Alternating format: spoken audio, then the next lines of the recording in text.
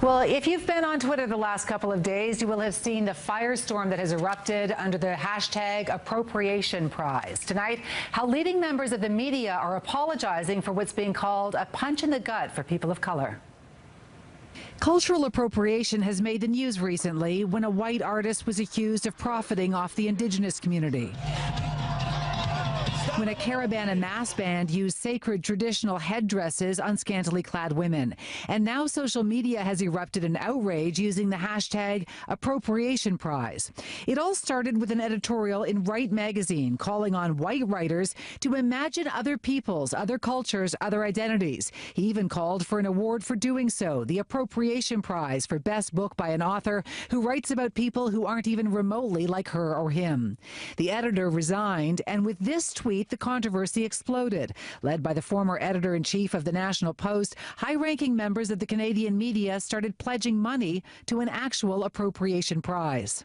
Saw the names of several people who are in, who either run or are some of the most prominent faces of other news outlets. All of the people on that thread were either white or white passing, that they were all in positions of power.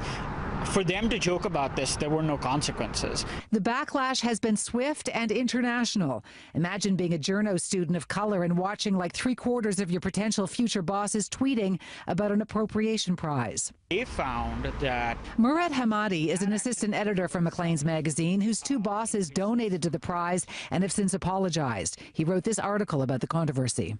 it's not hard to imagine that if you're a person of color looking at this and saying, these are the people who control hiring, these are the people who control which freelancers we hire, these are the people who look at the scope of Canada and say, what stories do we want to tell?